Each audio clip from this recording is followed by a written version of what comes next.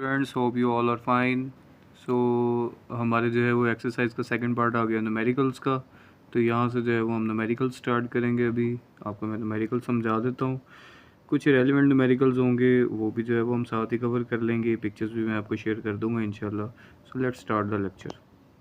ये वीडियो तो आपका पहला न्यूमेरिकल है। आपने कन्वर्ट करना है 850 मिलीमीटर ऑफ मरकरी को एटीएम में। ठीक है, इसी तरह से ये जो आपको वैल्यू दी गई है पास्कल की, उसको एटीएम में कन्वर्ट करना है। 560 टॉर को सेंटीमीटर ऑफ मरकरी में, 1.25 एटीएम को पास्कल में। तो ये जो है वो सारी वैल्यूज़ आपको दी गई हैं, ये कन्वर्जन्स दी गई हैं। सबसे पहला आपको न्यूमेरिकल दिया गया है 850 मिलीमीटर ऑफ मरकरी को एटीएम में कन्वर्ट करना है। तो इसका सोल्यूशन हमारे पास क्या है कि अगर जो है वो हम 1 मिलीमीटर ऑफ मरकरी की बात करते हैं तो उसमें 1/760 एटीएम होते हैं। ठीक है, तो हमने कितने मिलीमीटर ऑफ मरकरी को कन्वर्ट करना है? 850। 1 मिलीमीटर ऑफ मरकरी में इतने एटीएम होते हैं। तो 850 मिलीमीटर ऑफ मरकरी में कितने एटीएम होंगे? तो 1/760 करके हमने 850 को उससे मल्टीप्लाई कर देना है। तो आंसर हमारे पास क्या आ रहा है? 1.12 एटीएम। ठीक है, इसी तरीके से हमारे पास पास्कल में वैल्यू दी गई है। पास्कल को हमने एटीएम में कन्वर्ट करना है। तो हमने देखना है कि 1 पास्कल में कितने एटीएम होते हैं, क्योंकि हमने पास्कल को एटीएम में लेना है। तो सबसे पहले हम 1 पास्कल के इक्वल एटीएम लेंगे। तो 1 पास्कल में एटीएम होते हैं 1/1013 25 एटीएम। लेकिन ये 1 पास्कल की वैल्यू है, हमने कितने पास्कल की लेनी है? That is 2,05,000 Pascal's.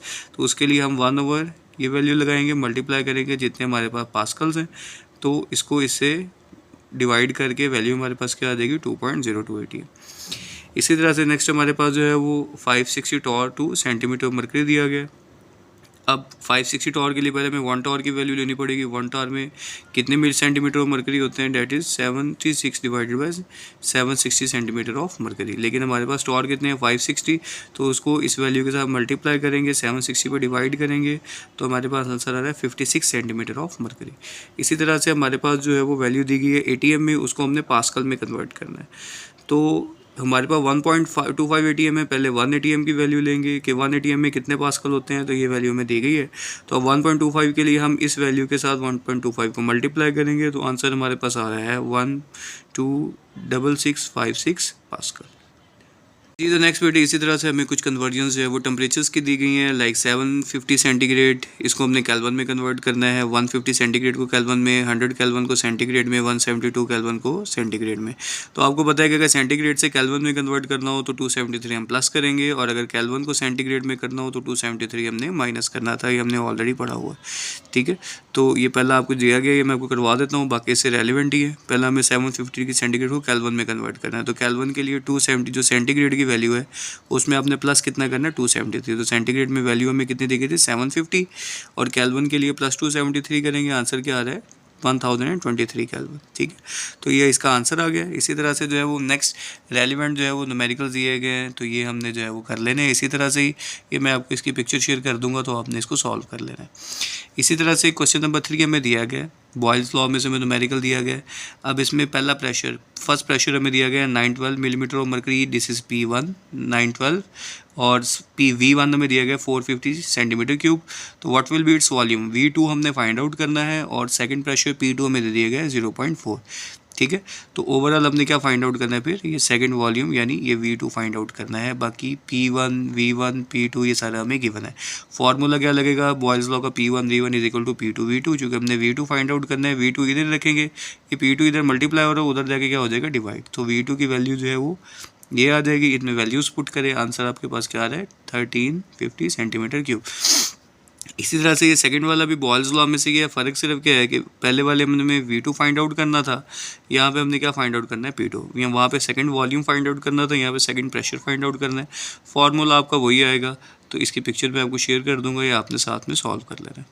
जी बेटे, तो इसी तरह से नेक्स्ट क्वेश्चन नंबर 5 में गिवन है। It is desire to increase the volume of a fixed amount of a gas from 87.5 to 118 centimetre cube.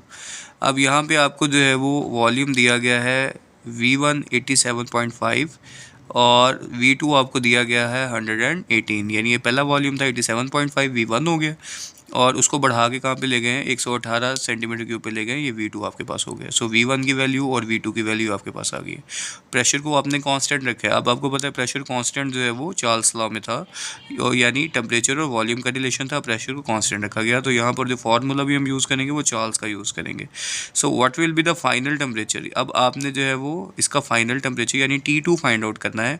अगर जो इनिशियल टेम्परेचर था वो 23 डिग्री सेंटीग्रेड यानी T1 आपको दे दिया गया है 23, यानी ओवरऑल अब T1 भी आ गया है, V1 भी आ गया, V2 भी आ गया। तो क्या नहीं है आपके पास, वो आपके पास T2 की वैल्यू नहीं है, तो T2 आपने फाइंड आउट करना है। ठीक है, फॉर्मूला क्या लगेगा आपके पास, चार्ल्स लॉ का V1/T1 is equal to V2/T2। ठीक है, अब यहाँ पे एक छोटा सा काम क्या करना होता है, जैसे कि आपको क्लास में भी मैंने समझाया था कि जब आपको टेम्परेचर मिलेगा, अगर चार्ल्स का जो है वो रिलेशन आ रहा है इसमें, तो चार्ल्स के लिए सेंटीग्रेड को आपने केल्विन में कन्वर्ट करना होता है। तो सेंटीग्रेड को केल्विन में कन्वर्ट करने के लिए सिंपली आपने प्लस कितना करना है, 273। तो आपके पास केल्विन में सेंटीग्रेड से आंसर कितना हो जाएगा, 296 केल्विन। तो अब जो T1 है वहाँ पे अब 23 डिग्री सेंटीग्रेड नहीं लगाएंगे, बल्कि केल्विन का टेम्परेचर 296 लगाएंगे। ठीक है, तो अब यहाँ पे फाइंड आउट हमने क्या करना है, T2 फाइंड आउट करना है। अब इसको फॉर्मूले को बनाने के लिए हम क्या करेंगे, V1 को T2 से ये क्रॉस इसको मल्टीप्लाई करेंगे, V1 को T2 से मल्टीप्लाई करेंगे, और ये क्रॉस इससे करेंगे, V2 को T1 से मल्टीप्लाई करेंगे। अब चूंकि T2 फाइंड आउट करना है तो T2 इधर रखेंगे, V1 उधर जाके क्या हो जाएगा, डिवाइड हो जाएगा। इनकी वैल्यूज़ आप पुट करें, आपके पास आंसर कितना आ जाएगा, 399 केल्विन। ठीक है, सो T2 can be converted into Celsius scale. अब ये 399 ये केल्विन में आपको वैल्यू दी है, आप इसको सेल्सियस में भी ले सकते हैं। अब केल्विन से सेल्सियस में कन्वर्ट करने के लिए आपको पता है कि प्लस नहीं करेंगे बल्कि -273 करेंगे, तो आपके पास वैल्यू सेंटीग्रेड में अभी आ जाएगी, डेट इज़ 126 डिग्री सेंटीग्रेड। ठीक है, तो ये आपके पास आंसर आ गया। बाकी भी न्यूमेरिकल वो आप इससे रेलिवेंट ही हैं, वो मैं आपको पिक्चर शेयर करूँगा, वो आपने सेल्फ प्रैक्टिस करनी है इसको अच्छे से जो है वो आपने रेडी कर लेना है। तो इंशाल्लाह जो है वो फिर आपको नेक्स्ट लेक्चर जो है वो अगर जो है वो प्रोवाइड फिज़िकली किया जाएगा इंशाल्लाह छुट्टियों के बाद। अब जो है वो मुलाकात हो गई, हमारी लेक्चर्स का सिलसिला जो है वो आपका कंप्लीट हो गया है। न्यूमेरिकल्स जो है वो आपके करवा दिए गए हैं, रेलिवेंट न्यूमेरिकल्स की पिक्चर्स इंशाल्लाह आपको शेयर कर दी जाएंगी, तो आपने इसको अच्छे से करना है।